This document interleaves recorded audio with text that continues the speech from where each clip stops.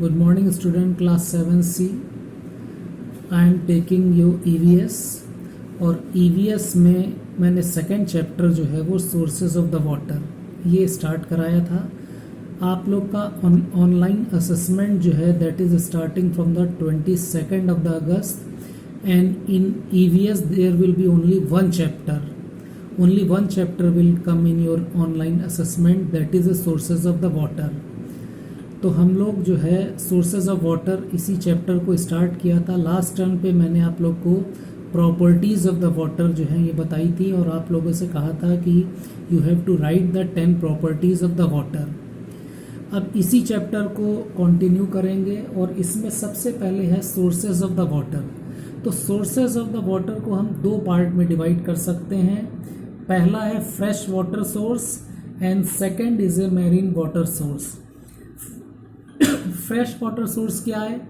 जैसे जो बरसात में पानी बरसता है या जो रिवर में पानी है, ये सब जो है फ्रेश वाटर सोर्स में आते हैं।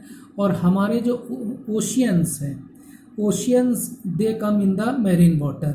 तो हम ये कह सकते हैं there are two type of the water sources, fresh water source and marine water source. Fresh water source include rain, snow, lake, well and river, while the ocean is the source of marine water. Man uses mainly the fresh water. तो हम लोग जो use करते हैं water वो mainly fresh water ही use करते हैं जो हमको डिफरेंट सोर्सेज से मिलता है। तो पहला जो फ्रेश वाटर का सोर्स है that is a natural source and that is a rain. जो पानी बरसता है और it is a source of fresh water. तो rainfall is a type of perceptions. It is the most important source of fresh water because it supply water to all other sources of the water. It has the capacity to change the climate of any area. The process of the rainfall begins with the evaporation. देखिए बच्चों, ये जो हम लोग को rainfall से water मिलता है it is a source of fresh water. और इसका मेथड क्या है कि जब सनलाइट वाटर सरफेस पे पड़ती है, जैसे कोई नदी है, उसके सरफेस पे जब सनलाइट पड़ेगी तो उसके सरफेस का टेम्परेचर धीरे धीरे बढ़ेगा। और ये हमको पता है कि जब वाटर का टेम्परेचर बढ़ना शुरू होता है तो ये इट स्टार्ट इवेपोरेटिंग, यानी ये जो वाटर है ये वेपर में कन्वर्ट हो जाता है और ये वेपर में कन्वर्ट होके क्लाउड के फॉर्म में ऊपर स्पेस में चला जाता है। तो the process of the rainfall begins with the evaporation. The heat of sun changes the liquid water into gaseous form, water vapor. This process of the rainfall does not involve any other matter. The raindrops are formed directly from the water vapor. Therefore, the water that fall is fresh water and devoid of any impurity. However, the initial raindrops collect some dust or other impurity while falling down. तो बच्चों, ये जो पानी बरसता है तो इसको हम लोग मेज़र कैसे करते हैं कि जैसे हम कहते हैं कि बहुत पानी बरस रहा है आज, इट्स रेनिंग हैविली। तो रेनफॉल को मेज़रमेंट करने के लिए एक इंस्ट्रूमेंट हम लोग यूज़ करते हैं। The rainfall is expressed in volume. It is estimated as what could be the depth of the rainwater on the flat surface. It is measured in an instrument called the rain gauge.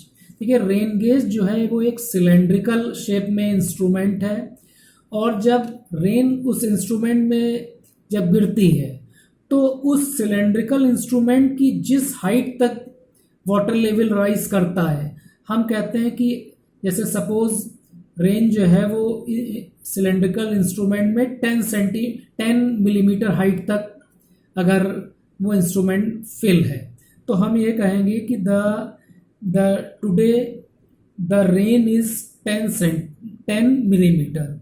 The depth of the rain water is measured in millimetre. When it is below 2.5 millimetre it is called a light rain and when it is above 7.5 it is called a heavy rain. तो student, उसके बाद next है fresh water का source snow. Snow is the transparent crystal of the ice. Snow को हम ये समझते हैं कि जब वाटर को हम कूल करते हैं, या ये कहें कि जब वाटर का टेम्परेचर धीरे धीरे हम कम करते हैं तो 0 डिग्री सेंटीग्रेड पे आके जो वाटर है वो आइस में कन्वर्ट हो जाता है, and that is called the snow. Due point is the temperature at which snow या ice is the formed. When the ice crystal are formed, they cling to each other to form a snowflake.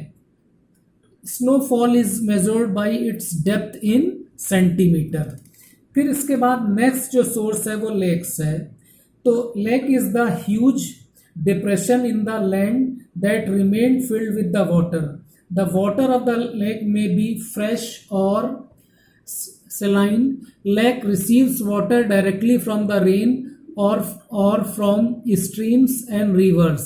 Lakes that do not have any input of the water and are situated in a dry area of the fast evaporation because saline and may dry completely.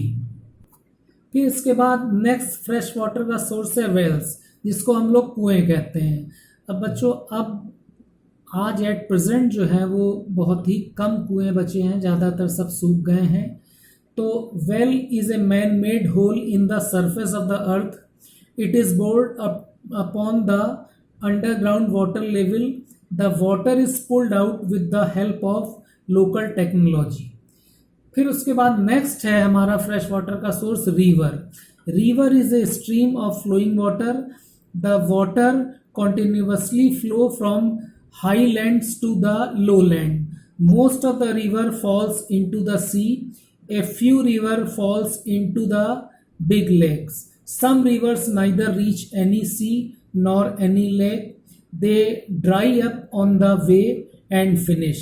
Such rivers are called inland rivers. Point from where the river originates is called the head of the river, and the point where a river falls into the sea is called the mouth of the river. A small stream that join the big river are called tributaries, which brings the rainwater or runoff water from the surrounding area.